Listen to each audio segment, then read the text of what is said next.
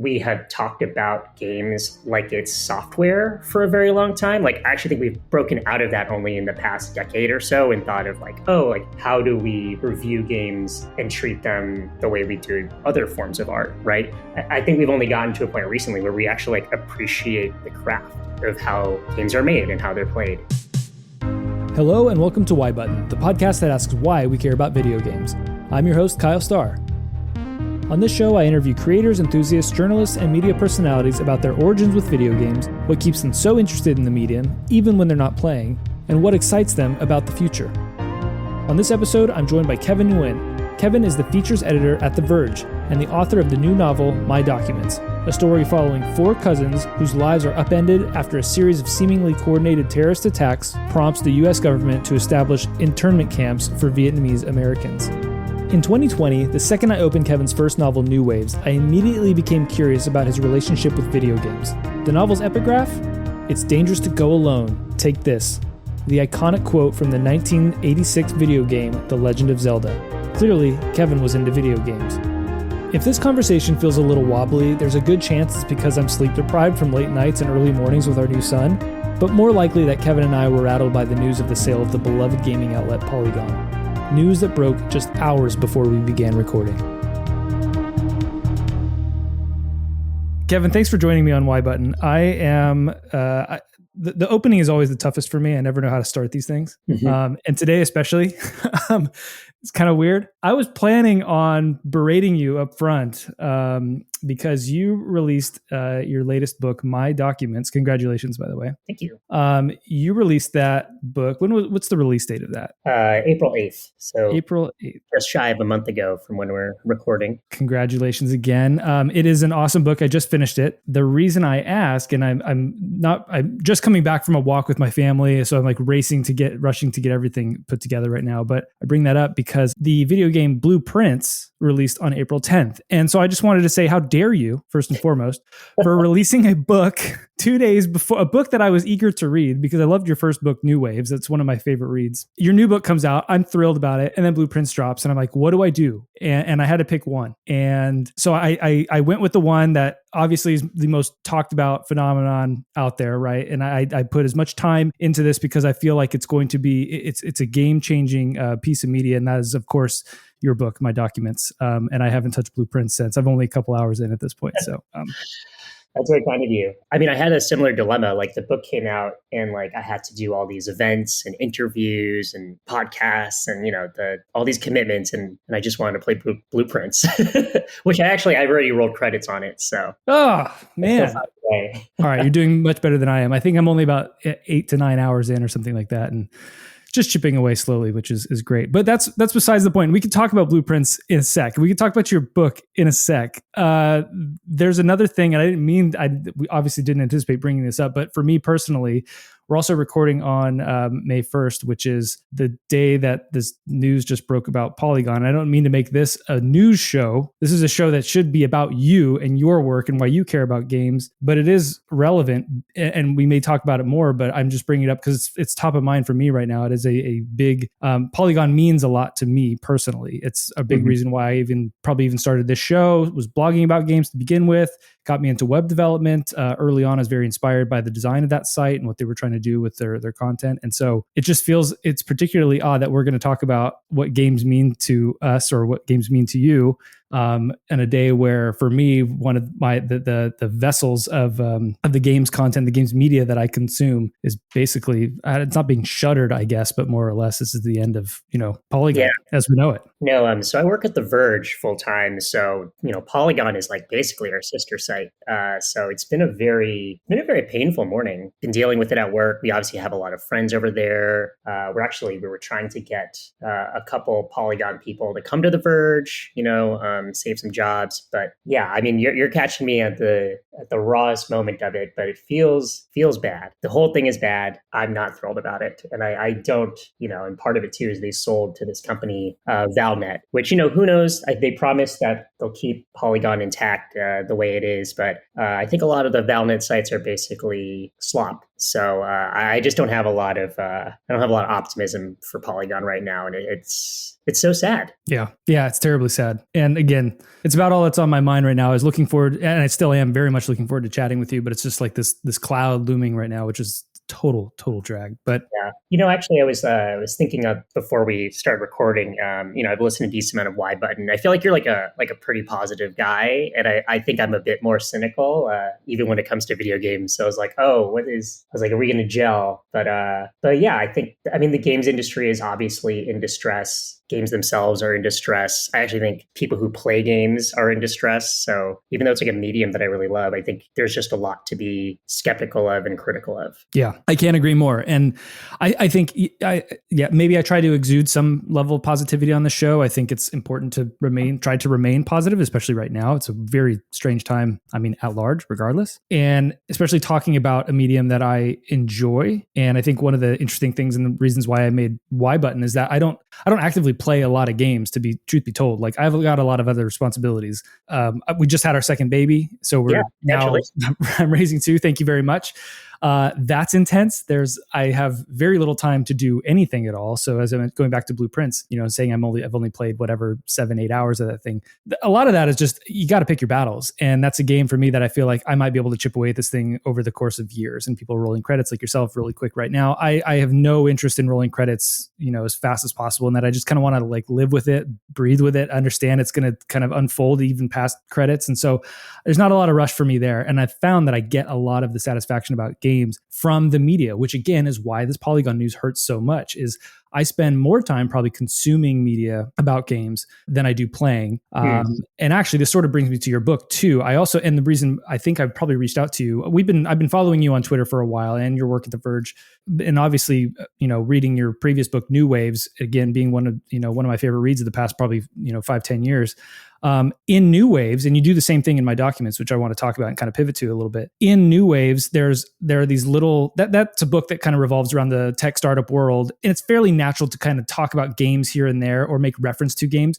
The book opens up, I mean, not even starting, the book opens with the quote, "It's dangerous to go alone. Take this," from The Legend of Zelda. And I saw that initially. I was like, I'm going to love this. I know I'm going to love this book. I don't care what it's about. Like, very bold that you're starting with that statement. And even in my documents, which is a book about, I'll let you do most of the explaining, but it is the summary, I guess, is that it's kind of an alternate history, alternate world of today, where there's these coordinated terrorist attacks by some Vietnamese people. And through that, the US government makes a drastic overcorrection, as they are wont to do in a lot of cases. And it's fairly obvious today, by basically standing up concentration camps for Vietnamese Americans. And even as heavy as that sounds, and there's actually some humor in this book too. I caught myself kind of laughing at some of your writing and the way that the characters interact. But as heavy as that topic is, there's still games sprinkled in here. I think I counted like 3 or 4 instances where you're making some kind of comment about a game or a reference to games, and it's just like I could feel that in you, that is part of you. And so that's really why I wanted to have you on the show, is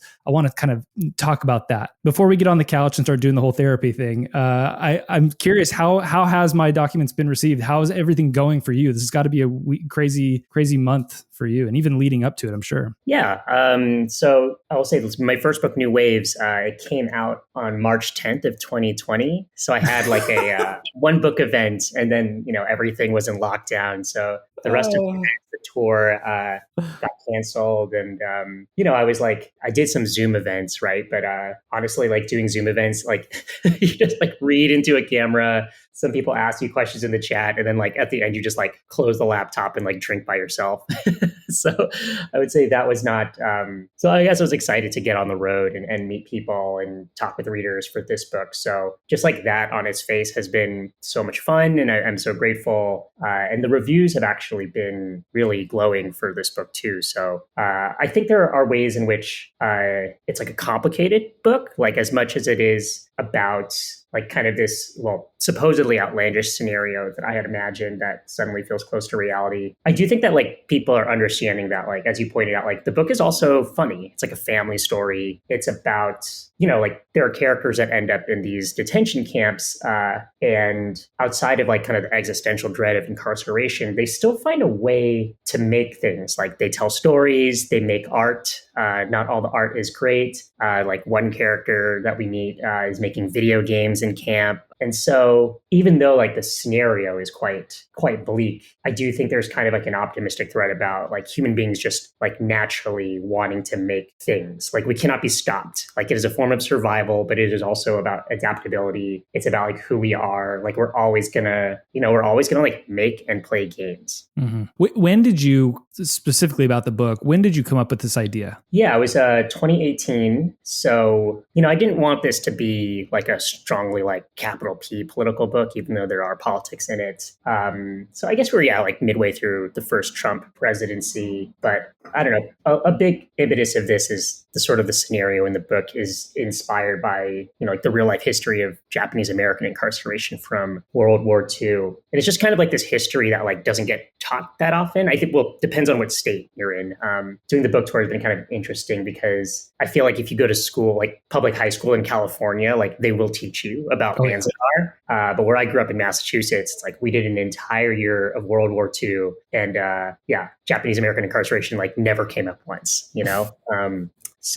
So I just kind of wanted to combine a lot of these things. I'm Vietnamese American, so I wanted to get some of the history of or the legacy of the Vietnam War in there, and then some contemporary stuff based on some of the reporting and editing I've done about like modern day migrant detention, which obviously like now everyone is thinking about.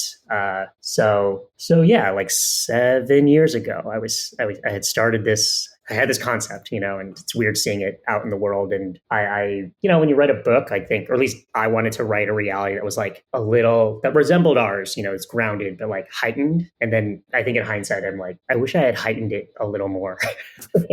It feels like it could have been like thought up a month ago and just cranked out, but it's awesome. It's a great book. I was moved by it. What I appreciated, at least, and I won't spoil anything, but towards the end, there's some things that are open to interpretation that are, more about just personal familial stuff. And it doesn't matter who you are, you might experience some of these things, which I thought was very moving.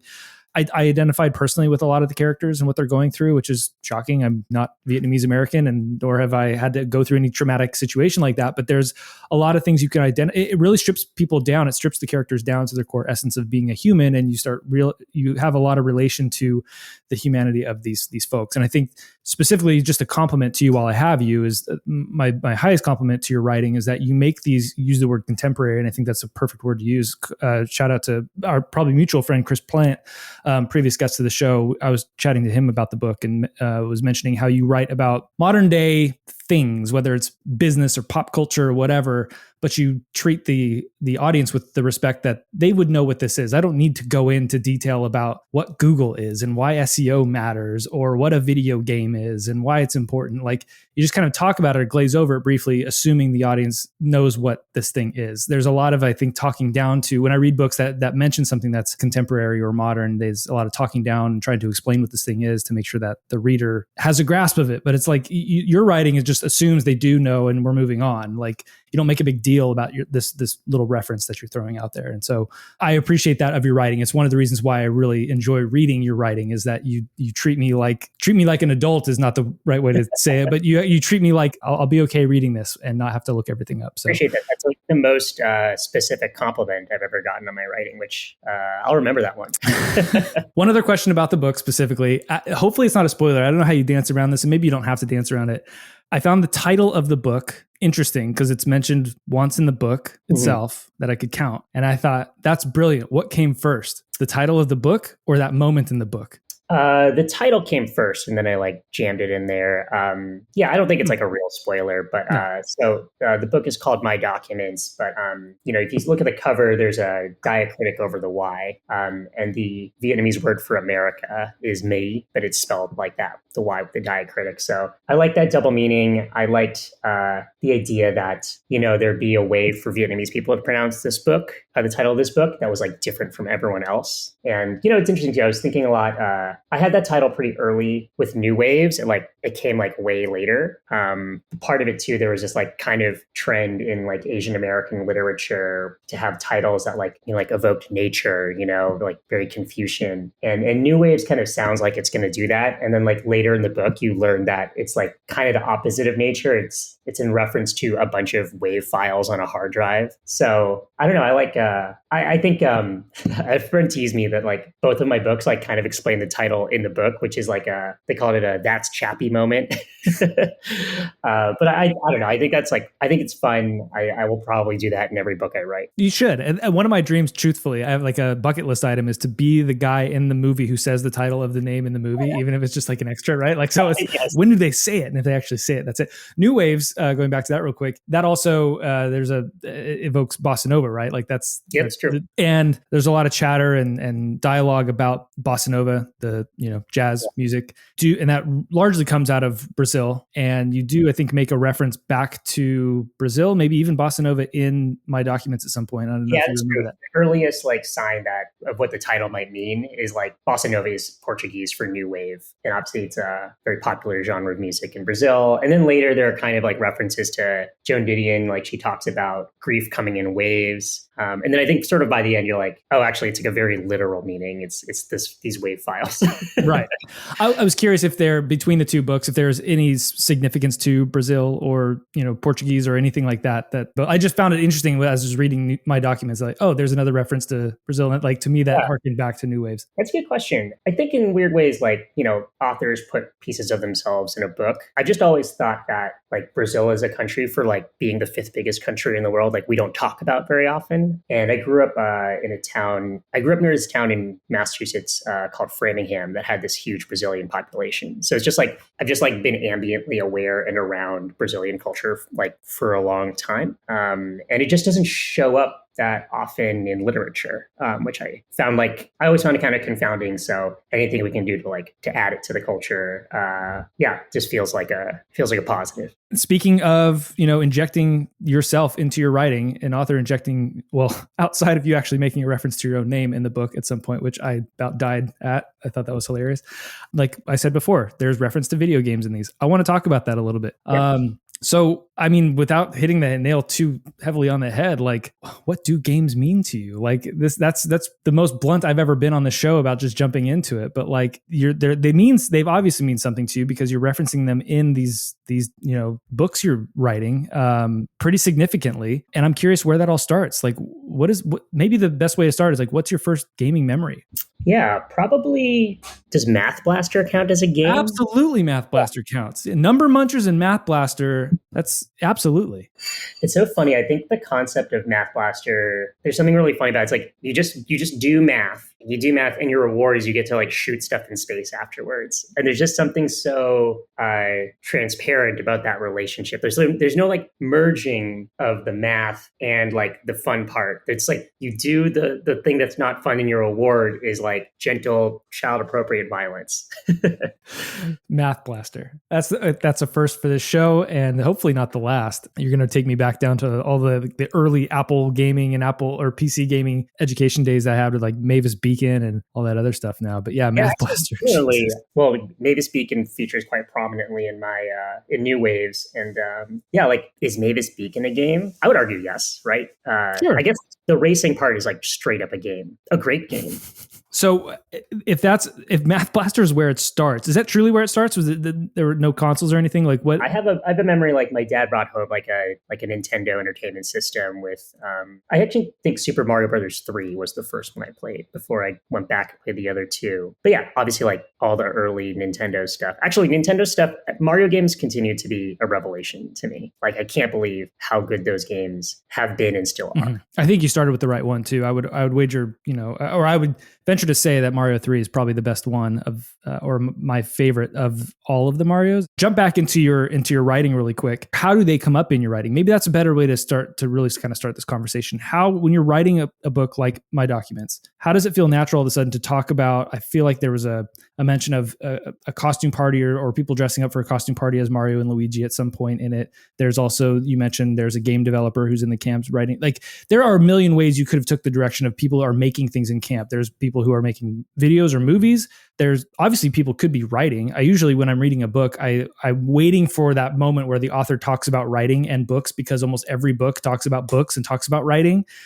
You don't tend to do that very much, although there's a whole journalistic bent to my documents. But it feels like you are naturally drawn to including these moments about games inside of the book. So I think you started to talk about it a little earlier. I'm very curious about what that. Yeah, I think I don't think at the beginning I was deliberately like, we need to put references to video games like in novels or something like that. Like, but just I don't know. I just feel like I'm someone that like played games my whole life. I've watched like TV and film my whole life. Like I like theater, music. Like I just feel like they're just rich textures of life. Like they're in everyone's life, and I'm kind of shocked how music and film show up in books quite often, but games like strangely don't. Mm-hmm. And it's only then when I started writing that I realized like, oh, like we actually don't have a lot of language to describe how games work, or to make it like legible to people that maybe don't play games, or even to people that do. And like I've just, maybe this is just like on my brain today because of the Polygon stuff, but like we have so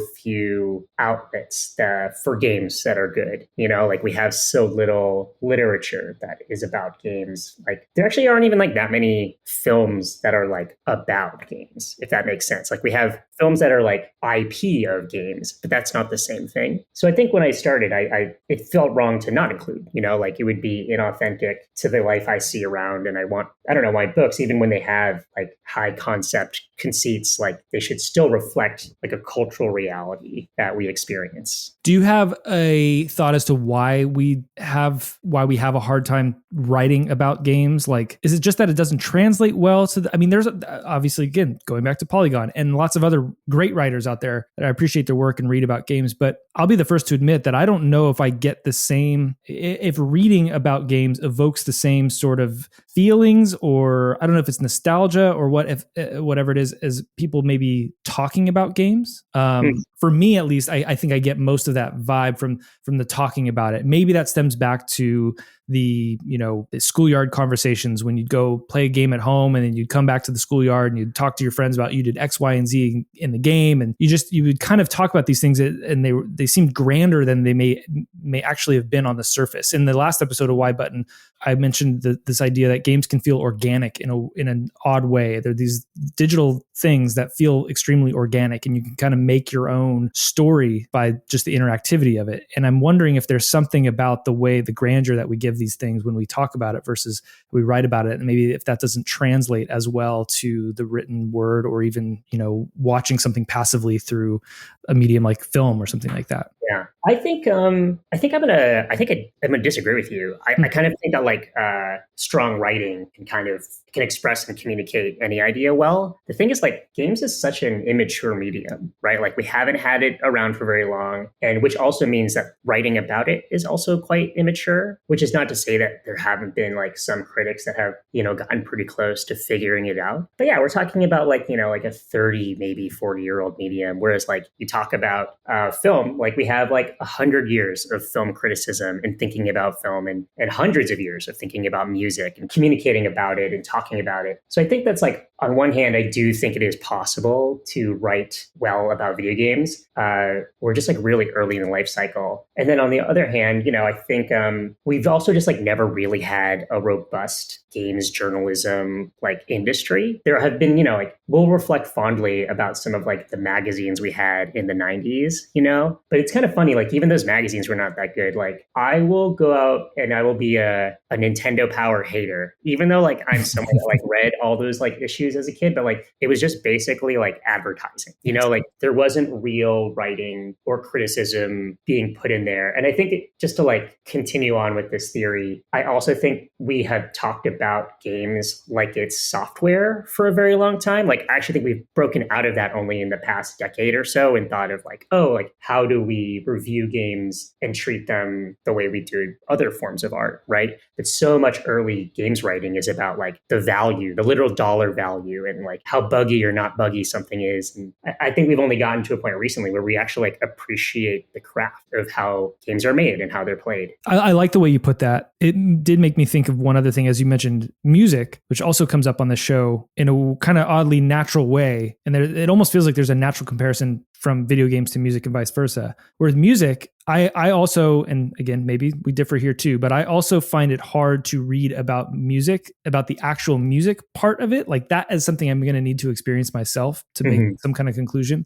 And what I appreciate about writing about music is the story behind the music, behind how this thing was created, what was going on in the artist's head at that time. Why are they writing about what they're writing about? What interesting things are they describing in the music that you get to go experience yourself and hear that person do? But in my head, it's almost impossible to describe how music sounds in written word. And I almost feel, again, personally, this is maybe where we deviate. I feel like there's almost something to that with games, right? Like it's to some degree, you almost need to experience it a little bit. And that's kind of killing my original argument about hearing people talk about them. But it just, again, it's the way that people can talk about games personally that almost exudes that experience. You can feel that experience coming from them and the excitement, the way they describe a game. But yeah, I wonder if there's something there too. At least, again, that's on my side. No, that's a good connection. I mean, the other thing that like, if there's like another like industry that has like been as bereft as like video games journalism, it's probably music journalism, right? Yeah. So I actually think we don't have access to like as rich a core of literature of that stuff as we used to. So I think that's like happening on one hand. I think the other thing too is like we do live in a world where, and maybe this is similar to games. It's like you could read about a game or you could read about a band, but it's just as easy to like click a thing and like listen to the song or like see a Twitch stream or something. And that's probably like more viscerally satisfying in a way. But I think it's like to really like understand like deeply like how these things are made or why they're made, you know, like I think like that's expressed most strongly in writing, you know?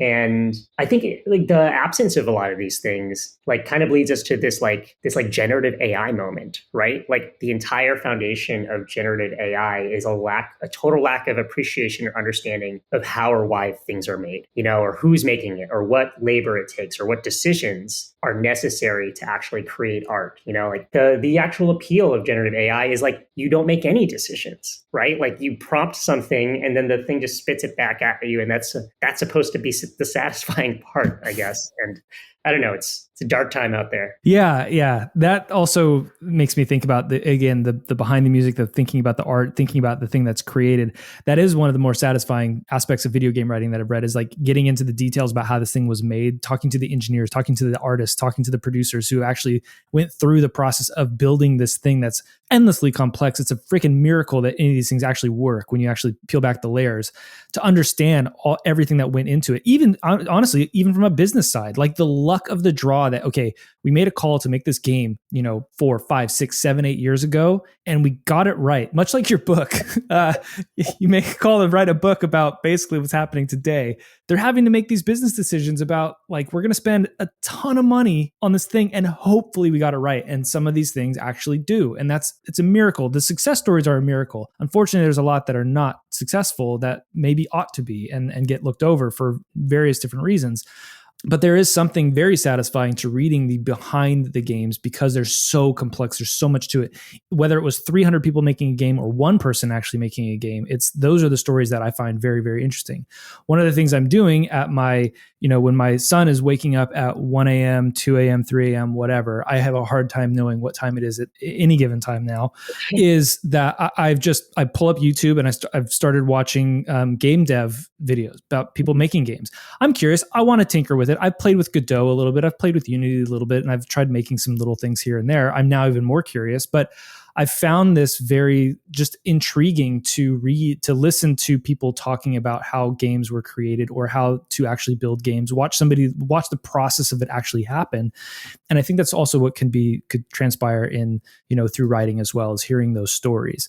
So much like, and I think from an audio or visual perspective, just to throw out some names there, from a music standpoint, I'm getting some of that from Kirk Hamilton's Strong Songs podcast. That's just a shout out to that show. He recently did an episode on Mars Volta song, and it's just super cool how he peels back the layers and plays it back for you so you can understand all the nuance that's happening with the music. But also, watching these YouTube videos of people trying to make their first game or going through the process, or even somebody who's analyzing what that process looks like. One of the shows that I'm pouring over right now is Game Maker Toolkit, which is awesome. I'm running through the series where he's building his first game and seeing what goes through his thought process. And I'm finding that to be extremely interesting. And it gives me more of a, not even an appreciation, but like just more context around some of my favorite games and how complex these things would be. Just, it could be from the mechanics of the game, the game design, the art, but even some thinking around like the UI or the UX of it. One of the things that struck me was, and now I'm going a little deep here, but they talked about in Dead Space, the game Dead Space. I've never played Dead Space, but he talks about, again, this is on Game Maker's Toolkit. He talks about the idea that there's no HUD on that game. There's no visual indicator of how much ammo you have, how much health you have. It's all baked into the game. The health is these little lights on the character's back. So as you go, you can see, oh, he's depreciating in health. The ammo that you have is actually a little indicator on the actual guns the character is using.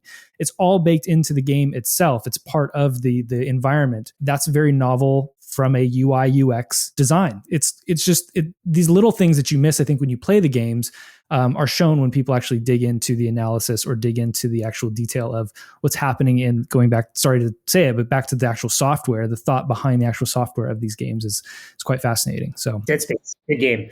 I have not played. Is it good? Is it? Yeah, actually, I'm kind of curious. Like, I downloaded the Dead Space remaster from a year or two ago, and I didn't beat it, but I played like 10 hours of it, and I realized like that's like kind of my sweet spot for games. Like, I don't think I like need to beat a game to feel like I've gotten everything I need to get out of it now. And also, like, I just kind of think games are too long. But totally.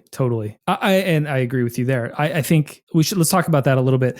I feel like I want to, with games specifically, I mentioned I don't play a lot of games, but I like just dipping into a game just to get the feel, understand the vibe, understand what people are talking about, right? On my blog, Zero Counts, for a second there, I tried doing this little vertical or this little column called demo mode where I just play the demos to get a feel for the game because I just wanted to be part of the conversation. But like you said, a 10-hour game is great, but I'll even play 4 hours and feel like, okay, I got what I need. 2 hours, okay, I got what I need. With the Blueprints conversation, I haven't rolled credits. Like I said, I only played about 8 hours. I feel like I know what I need to know about that game at this point. I'm not going to put it down. I still want to chip away. It's satisfying when you solve the puzzles and feel like you're a genius, but I've got what I want out of that game, I think, in the immediate term.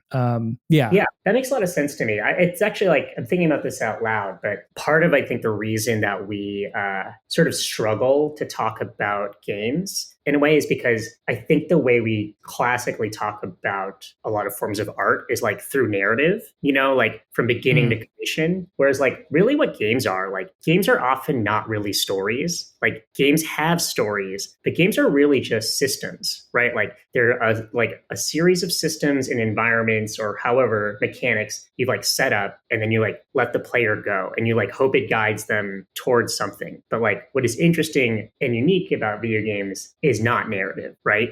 Even though there are games with strong narratives and some with genuinely like great writing, not that many, but there are some. But yeah, I think it's sort of, and we still don't have like great language to talk about how those mechanics and systems work. Like I think we're figuring it out, and we're better than we were 10 years ago about talking about it. But yeah, so I'm just like thinking still about that gap. I think you're right. I think there's certainly like there's a feel to it as well, and that could come through a lot of different avenues. When I say feel, I immediately think of something like Ori and the Blind Forest. I couldn't tell you specifically what that game's about. A little character trying to find his parents or home or whatever it happened to be, but the game feels amazing, and all you want to do is keep playing because it feels great. Journey, another game I love. I wouldn't say it feels great mechanically, but there's something drawing, and the narrative is like, maybe it's environmental storytelling, but there's a narrative there. It's pulling you through somehow, but there's just visually, aesthetically, you don't know what's going to around the next corner, how this thing's going to kind of blow your mind, or that awe it's going to inspire. I think a lot of the draw for me was the music behind it. Like that was creating this really kind of, I don't know, sort of surreal feelings. I wanted to keep feeling it and going and going and going. And it was also very simple. And I just knew that I could keep, I'm going to see something new. I'm going to feel something new. I'm going to hear something new at every moment, every moment. So it kept pulling me along. It is, I think you're right. There's something that pulls you along as with a good game that is typically not likely narrative, although that is used as a mechanic to move the player along too, right? Yeah, to kind of motivate you. Journey's an interesting one because, like my memory of it is like, I remember visually, it being visually stunning, the orchestral soundtrack being like really amazing. But I sort of remember my first playthrough of it, and, like you play with an anonymous person, you get paired with a rando online, and you don't get to choose, like who you play with. And I just remember playing, and it's not a very long game, but I just remember like going through it with this one stranger. And like at first, like I found him like quite annoying the way he played. And then like I felt like over time we like actually kind of like grew to an understanding. And then I rolled credits and it just like then it tells you who you played with. And it turns out I was playing with 5 different people. Like each chapter was a different person. And that blew my mind because I had made this like a leap that we had some kind of relationship that did not exist. And like I don't know, like you asked me about like aha moments in games, and I was like that one like kind of blew my mind a little bit. And it's like I don't know, like that's like the big aha moment. And then there's just like a million other things in that game that are really wonderful too. I'm glad you mentioned the aha moments because it's kind of what I wanted to dovetail into it anyway. What are are there other examples of those aha moments other than Journey that you've had?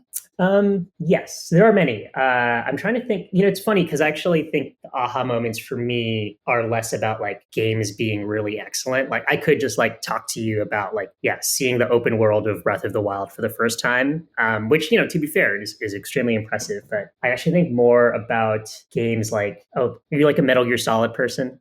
I've only played and finished the first one, actually only a few years ago. And I've played, I think, the intro to the second one a bunch of times. Yeah, well, that's one of those games where we're doing the series where I really like it. And the way everyone talks about those games is like the politics, the writing, like whatever. I was like, all that stuff in that game is actually pretty awful. Like it is like anime nonsense. Like you can defend Kojima as much as you want, gamers, but like the man does not know how to write a scene, But the fifth one, the Phantom Pain, mechanically it's like really great because it's like just kind of like a weird stealth sandbox type thing. But famously, Kojima got fired before the game was finished. So it's like a lot of stuff in the game is like amazing. And then you'll just like hit something in the game that just like doesn't work at all. And it's like, you just like know, it's either like a bad idea, or it's just like not finished, or it's just like genuine like Kojima bullshit. And I just like loved at every time I hit something that didn't work in what is like a largely polished game, I like had this like metatextual experience of wondering like what went wrong, like was it a deliberate wrong thing? Was it an unfinished wrong thing? And I don't know, that just like kind of broke my brain in a really fun way too. It's funny you mentioned that too, because when you start peeling back the layers, when you start learning about game development, and this goes with any medium too, when you learn about how to make music or make film, software or whatever, like there's a magic that gets lost a little bit once you understand what goes into it, and it kind of breaks the allure of this thing that I don't think we had when we were kids playing this, understanding that a bad game is just a poorly made game, probably because there wasn't enough time or anything, but we thought they were all amazing and there must be a reason why it's so hard or whatever. No, it's just terrible. But now, you have that context, and when you butt up against those things, it's very easy. You all of a sudden see the code, you see the developers, you see the business transactions going on, like at that very moment. It's a very strange feeling. Yeah, I think that happens like mostly for AAA games, and on some level you kind of see that happening with like I guess the equivalent of a AAA movie would be like a Marvel movie, right? But you can just like now see the seams in these things. Like you can tell what the reshoots are, or like where they rewrote it, if you're looking carefully. And I actually think, it does not make for like better or more consistent art, but there is just kind of like a metatextual level that is, I find, quite appealing. Yeah. I keep going down the road of games that struck awe, but I'm also curious about like, what are the favorite 3 to 5 games that you have? Actually, really quick, I wrote them down last night, and I'm just going to sum it up. But it was like, I was like, I could do this forever. I could like list games I like forever. I think that's one of the reasons I asked this question. A lot of people ask it. It's like, it's extremely difficult to do, especially when you start talking about the game, like the moments of awe. Like there's a very different, difference between your favorite games, best games of importance, on some level. Yeah. Okay. One I was thinking about was one I played right after college. So probably getting close to 20 years ago. Did you ever play Gravity Bone? No. It was this small indie game there's this one developer, Brandon Chung, and I forgot where he worked before. He was at like a big house, Activision or something. And he struck it out on his own to make these kind of like lo-fi first person games. And they just have this tremendous sense of humor. But Gravity Bone, I think this game like takes you maybe like 45 minutes to play. And it starts you as like a spy, and you're doing like a tutorial, and like when you start like a shooter in a game like that, like you're just like looking at your like weapon scroll wheel, and you're thinking about like all the guns that'll fill that out. And in this game, you actually like die like 45 minutes in, and that's like the end of the game. And there are just like so many ways the game is like setting expectations before it like takes them away from you. And I just remember like that was like the closest thing to like an art house movie experience that I had. in a game up until that point. So that one sticks with me a lot. I do play like a lot of AAA games, like the Mass Effect series. I think is like probably one of the few games that are actually pretty well written. Just like really, really strong characterization and dialogue. I think that's the other thing too, is like what is memorable, especially in games, is not like the overall plot, but just like how memorable the characters are. What else? I could go all day. Return of the Obra Dinn. Yeah. Like the hardest game I've ever played. I just like do not have the logic brain for that. But just like, again, like an incredible commitment to an idea, and like one that's not interested in holding your hand or making it is just going to be a capital P puzzle, logic puzzle that you will figure out. So all these games that you've mentioned throughout this episode are very different. And I think that that's true of almost anybody you talk to about games, is they'll talk about a platformer and then the next minute they'll jump to a racing game and then they'll jump to a shooter or a puzzle game. Like there's oftentimes people could tell you their favorite genre, but they'll still touch and feel almost all the different games that are out there, right? I'm curious for you, like what is that that overall draw to games? Why would you go play Mass Effect? And then why would you go play Obra Dinn? You know, is it word of mouth? What's the draw for you? Why did you go play Blue Prince? You know? Yeah, I think if you play a lot of games, like hopefully you're just sort of curious for like some kind of novelty, right? Like it's strange. I know there are like people out in the world whose favorite games are like Assassin's Creed games, but like I don't know how that can be. Like they're all the same game, you know, like, and there's not a single inventive thing in any of them. And like, in fact, maybe the appeal is that it's the same stuff year in and year out, right? I mean, I have been reading they're like reinventing the franchise or whatever. So like maybe they did finally hit a wall there. But like, I don't know. I think if you play a lot of games, like you want to see how things change and what's new. And there's a lot of games and it's hard to find someone doing something new and surprising. And you usually find that in the fringes, you know, like I still think like I have a lot of skepticism about whether like the mainstream games industry can last the way that it does right now. But man, like the indie games right now are so exciting, you know, and they're successful. I feel like if I was Ubisoft or whatever horrible company, like instead of putting $300 million into the next Assassin's Creed, I would just like fund 300 different indie developers and give them each $1 million, you know, and hope one of them pumps out like the next Balatro. Yeah, I think the novelty's right. I think that and again, I think I mentioned this on the last episode and probably other episodes of the show too. There is that like, for me, games are infinite. When you talk about like there's one about it being in its infancy, like you mentioned, like we still don't know where this medium is going to go. We still don't know everything it has to offer. We may never know. And I think that's kind of the brilliance of it, is like there's this infinite possibility to this space. And it's almost like an exponential infinity, and that doesn't make any sense at all when you say it that way. But when you think about it, books, there's going to be an infinite amount of books and an infinite amount of stories to tell in books. But you have there are some variations out there, but it's really one way to tell that story, and that's written text linearly, boom. But there's going to be, you know, there will forever be books written, new books, all kinds of books, you know, forever and ever and ever. And same with games. But with games, you have different ways of just changing this medium. You could have a game that is just a book. You could have a game that is, you know, a massive open world, allows you to do anything to your heart's content. You know, you could have something like The Sims, or you could have a puzzle game like Balatro. You could have, there's just so many different versions of infinity. Again, doesn't make sense, but I think you know what I mean. Like the amount of ideas is endless. And I hope I'm right, but I think that is always going to be true, because it's true of even the simplest medium, which might be writing, right? And so that's what makes games exciting for me. And I don't know if that's rings true to you or not. No, I think that's like really well put. I also think like the inverse is true too. Like the games that are like kind of like, I guess like the antithesis of like Assassin's Creed, like is a Mario game, right? Yeah. Like on some level, Nintendo has been making the same game over and over and over. And yet, like within those constraints, like they find crazy new ways to like reinvent the thing every time, while still satisfying the things like you expect from it, still making it extremely accessible for like really young players with like tiny hands. Like, I don't know. I like think Nintendo does some of the most remarkable work in games, like by being constrained too. So it's cool to see like the infinite games, and then also like the very singular games too. Yeah,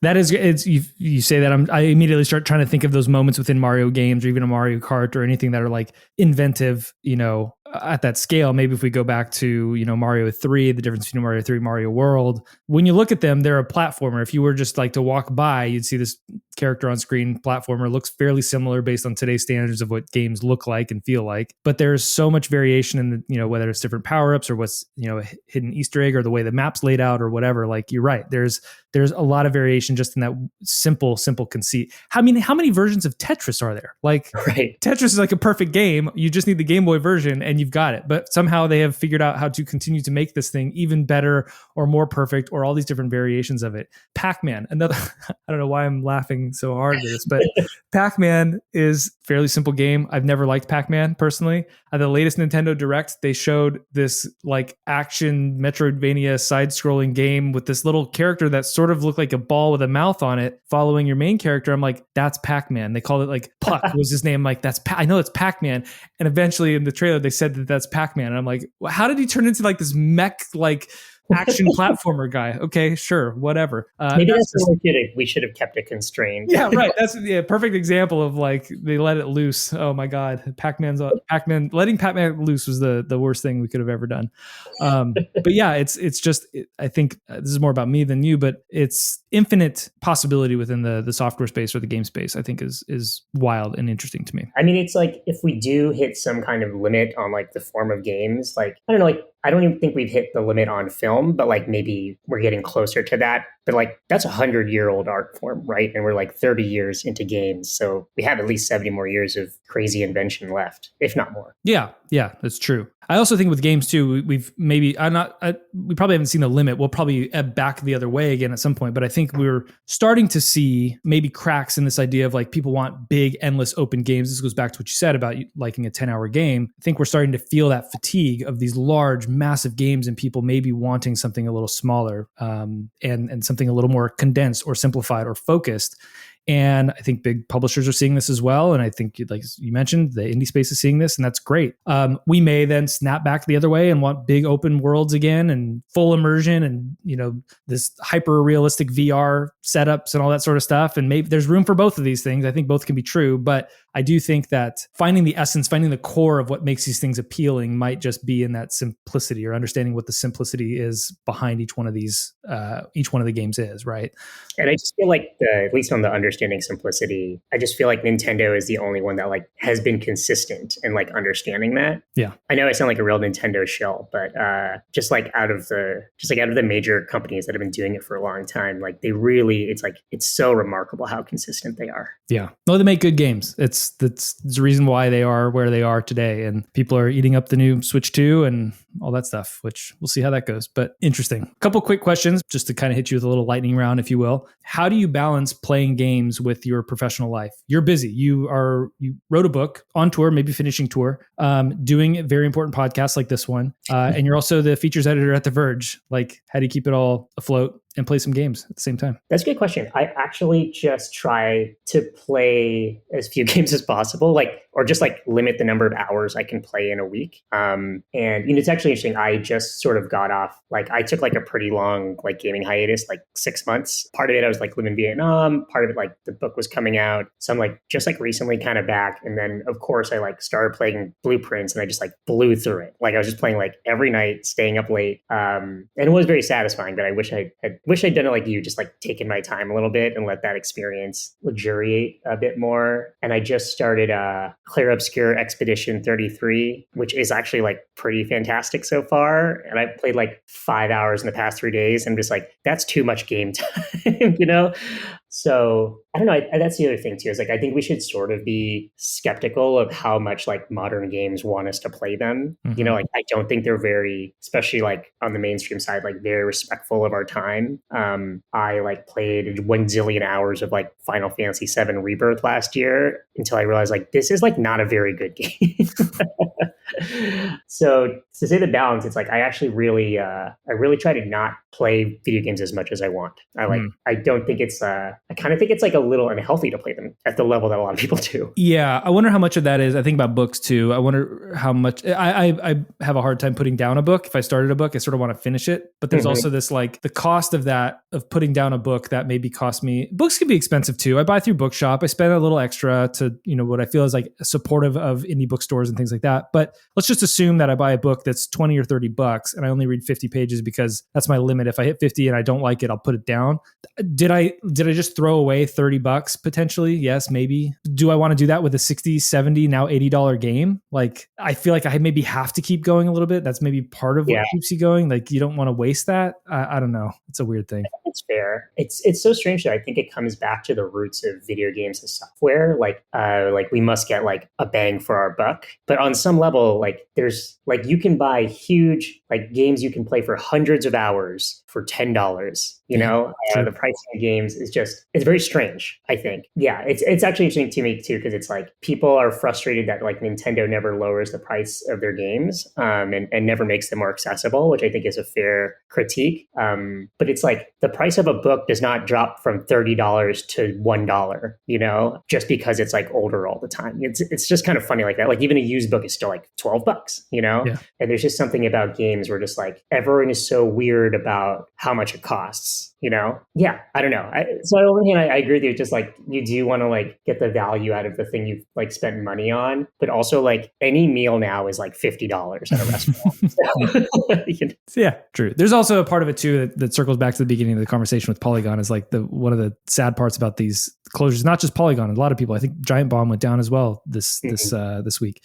Is that a lot of these sites can be used as, you know, consumer protections on some level. Like you sort of want to hear, is this going to be worth my $80? And even if it's a good game, is it the type of game that I want to play? Is it something that I think I'm going to enjoy?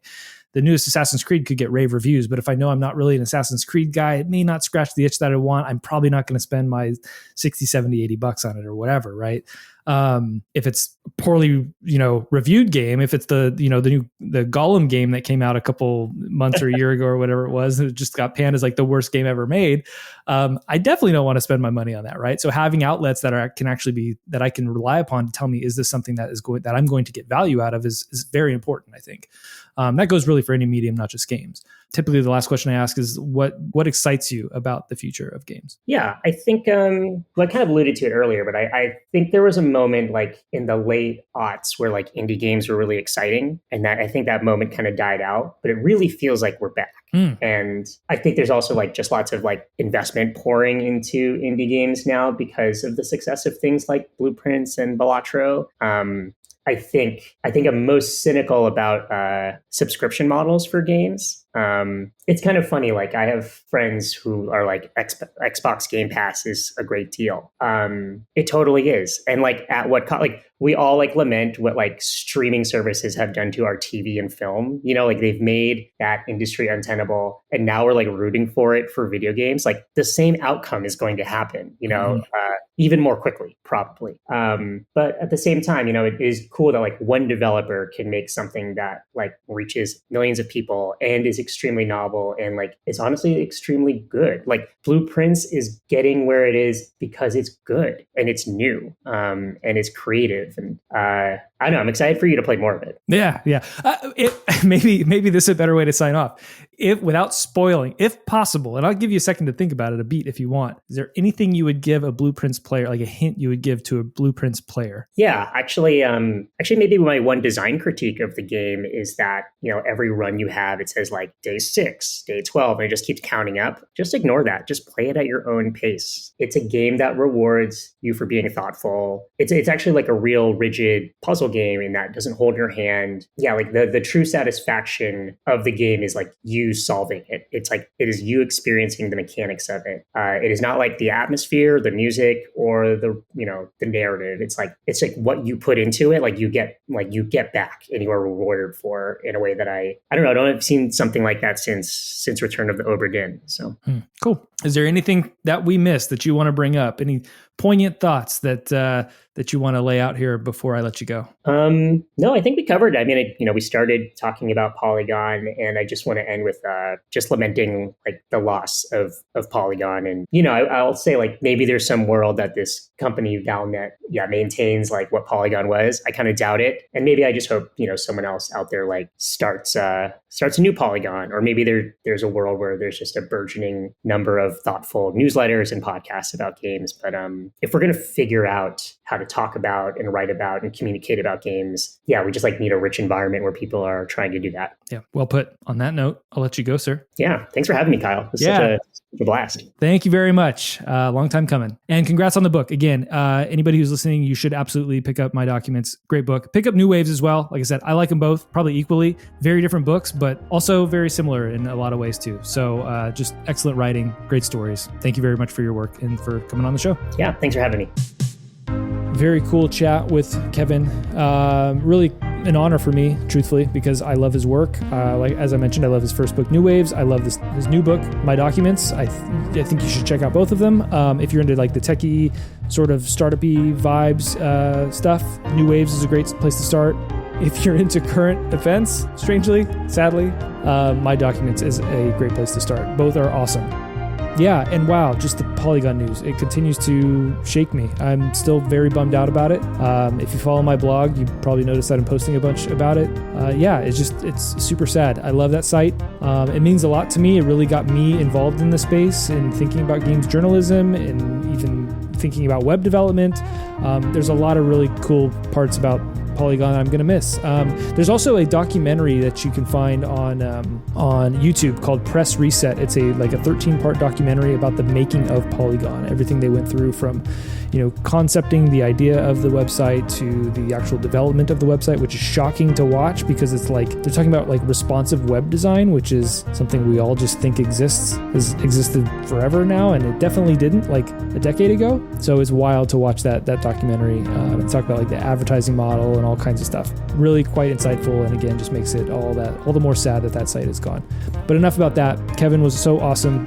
Awesome for him to give his time to be here, especially with all the stuff, the promotion he's got going around the book right now. Again, that's My Documents. Buy it wherever books are sold. If you want to hear more from Kevin, you can find him on Blue Sky at Nguyen. But more importantly, you can find his work on The Verge. Again, he is the features editor at The Verge, so you can find his work firsthand there, as well as all the extraordinary big in-depth features that he is supporting and editing as well. If you enjoyed this episode of the show, please share it with a friend or post about it on social media. The easiest thing to do is to share the website whybutton.online. That includes links to most podcast platforms. I'd also appreciate a rating or review on Apple Podcasts or Spotify. If you want to get in touch, ask questions, or recommend guests, feel free to reach out to whybuttonpodcast@gmail.com, Instagram at whybuttonpodcast, Blue Sky at whybutton, or Mastodon at whybutton@mastodon.social. You can also find me on Blue Sky at Kyle Starr, or Mastodon at kylestarr@mastodon.social. This episode was edited by AJ Fileri. Thank you, AJ. Our theme song was written by Starr, which is me, featuring my friend Scott Wilkie. He's doing all the fun synthy stuff on it. It's called On the Same Page. You can find it on all streaming platforms. Thanks again for listening to Why Button, and remember, when you press Y, ask why.